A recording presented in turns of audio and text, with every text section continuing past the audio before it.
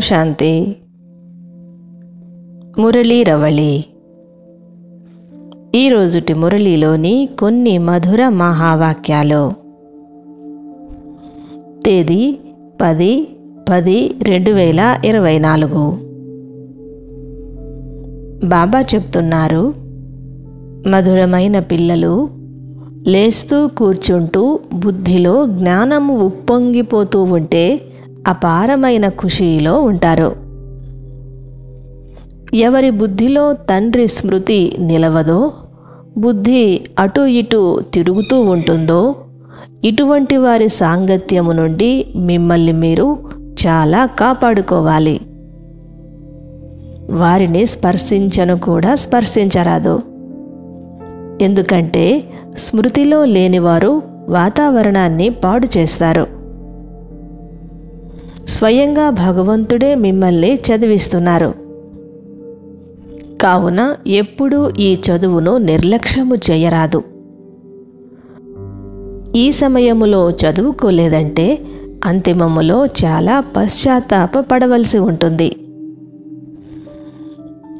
తండ్రి నిరాకారుడు. వారిని మీరు నిరాకారి స్థితిలో ఉంటూ స్మృతి చేయండి. స్మృతి చేయటంలో ఏ కష్టమూ లేదు. ఇవన్నీ పాఠశాలలోని తరగతులు. మీరు ఇక్కడ నియమానుసారము కూర్చోవాలి. తండ్రి మీకు అవినాశి జ్ఞానరత్నాల ఖజానాను ఇస్తున్నారు. మీరు గృహస్థ వ్యవహారంలో ఉంటూ వృత్తి వ్యాపారాదులు చేసుకుంటూ ఒక్క తండ్రినే స్మృతి చేయాలి. అలాగని మీరు నిరంతరము స్మృతి చేయటమే కాదు, మీ కార్య వ్యవహారాలను కూడా చేసుకోవాలి.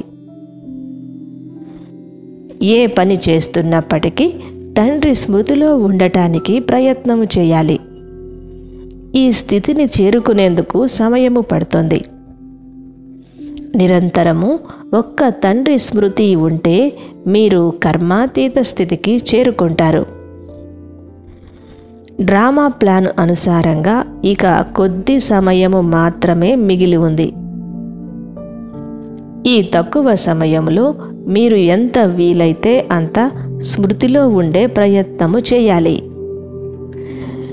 సత్యయుగి దేవతా పదవి ఇప్పటి చదువుపై ఆధారపడి ఉంది. తండ్రి మనల్ని చదివించి దేవీ దేవతలుగా తయారు చేస్తున్నారు. దేవతలు నివసించే స్థానాన్నే స్వర్గము లేక ప్యారడైజ్ అని అంటారు. ఈ సమయంలో మానవులందరూ పూర్తిగా దిక్కు తెలియక భ్రమలో పడి ఉన్నారు. మీరు అందరికీ తండ్రి వద్ద ఉన్న జ్ఞానాన్ని తెలియచేయండి. మీరు కూడా తండ్రి వలె జ్ఞానసాగరులు మరియు ఆనందసాగరులు. బాబా మిమ్మల్ని జ్ఞానరత్నాలతో ధనవంతులుగా తయారు చేస్తున్నారు. కోర్సు చిత్రాలు అన్నింటికంటే చాలా బాగున్నాయి. త్రిమూర్తి చిత్రము, సృష్టి చక్రపు చిత్రము, వీటిలో సంపూర్ణ జ్ఞానము నిండి ఉంది. మీ వద్ద ఇటువంటి అద్భుతమైన వస్తువులు ఉండాలి. వీటిలో అనంతమైన జ్ఞాన రహస్యాలు దాగి ఉన్నాయి. మీరు చిన్న చిన్న చిత్రాలు కాక అతి పెద్ద సైజులో తయారు చేయించండి. దూరము నుండే ఎవరైనా చదువుకొని అర్థము చేసుకోగలరు. పెద్ద వస్తువులను స్వతహాగానే అందరూ గమనిస్తారు. సృష్టి చక్రము చిత్రములో ఒకవైపు కలియుగము, మరొక వైపు సత్యయుగము రెండు స్పష్టముగా చూపించబడ్డాయి. పెద్ద పెద్ద చిత్రాలు ఉంటే అందరి అటెన్షన్ను ఆకర్షిస్తుంది. యాత్రికులు కూడా బాగా చూస్తారు, అర్థము చేసుకుంటారు. ఇప్పుడు ఈ పాత ప్రపంచము వినాశనము కావటానికి సిద్ధముగా ఉంది. వినాశనము పేరు వినగానే మీకు లోపల చాలా సంతోషము కలగాలి. ఒకవేళ జ్ఞానమే గన లేకుంటే మీకు సంతోషము కలుగదు. దేహ సహితముగా దేహ సర్వ సంబంధాలను వదిలి ఆత్మగా భావించండి.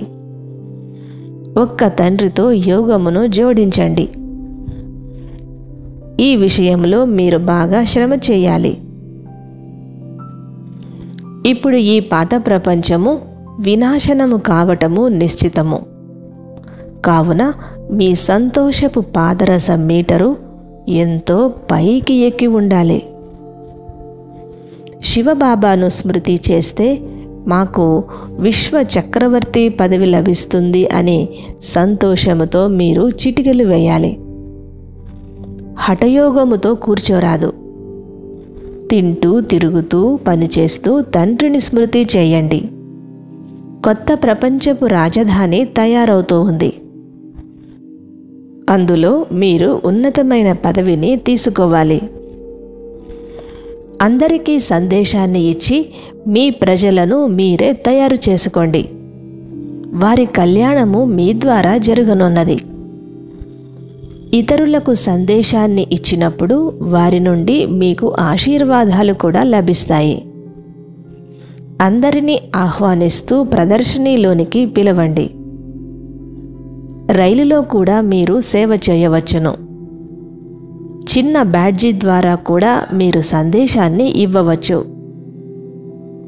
ఈ బ్యాడ్జీలో పూర్తి చదువు సారమంతా ఇమిడి ఉంది. బ్యాడ్జీలను మీరు ఇతరులకు కానుకగా కూడా ఇవ్వాలి.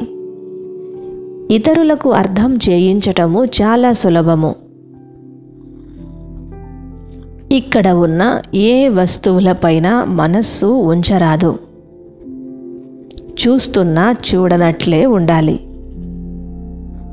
కనులు తెరిచి ఉన్నా నిద్రమత్తు ఉన్నట్లు సంతోషపు నశ పెరిగి ఉండాలి.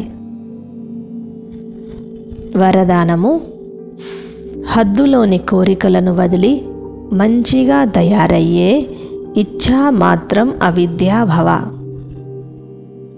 మనస్సులో హద్దులోని ఏ కోరిక ఉన్నా అది మంచిగా కానివ్వదు. ఉదాహరణకు, ఎండలో నడుస్తూ ఉంటే మీ నీడ మీకంటే ముందుగా వెళ్తుంది. ఒకవేళ ఆ నీడను పట్టుకునేందుకు ప్రయత్నిస్తే పట్టుకోలేరు. వీపు మళ్ళించి వచ్చేస్తే మీ నీడ మీ వెనువెనుకే వస్తుంది. అలాగే కోరిక ఆకర్షించి ఏడ్పిస్తుంది. దానిని వదిలేస్తే అది మీ వెనువెనుకే వస్తుంది. అడిగేవారు ఎప్పుడూ కూడా సంపన్నముగా అవ్వలేరు. ఏవైనా హద్దు కోరికల వెనుక పరిగెత్తడము అనేది ఎండమావుల వంటిది. దీని నుండి సదా రక్షింపబడి ఉంటే ఇచ్ఛా మాత్రం అవిద్యగా అయిపోతారు. స్లోగన్: మీ శ్రేష్ఠ కర్మ లేక శ్రేష్ఠ నడవడిక ద్వారా ఆశీర్వాదాలు జమ చేసుకుంటే పర్వతము వంటి విషయమైన దూది సమానముగా అనుభవమవుతుంది. మధురాతి మధురమైన అపురూపమైన పిల్లలకు మాతాపిత బాప్దాదాల ప్రియ స్మృతులు మరియు గుడ్ మార్నింగ్. ఆత్మీక పిల్లలకు ఆత్మీక తండ్రి నమస్తే. ఓం శాంతి.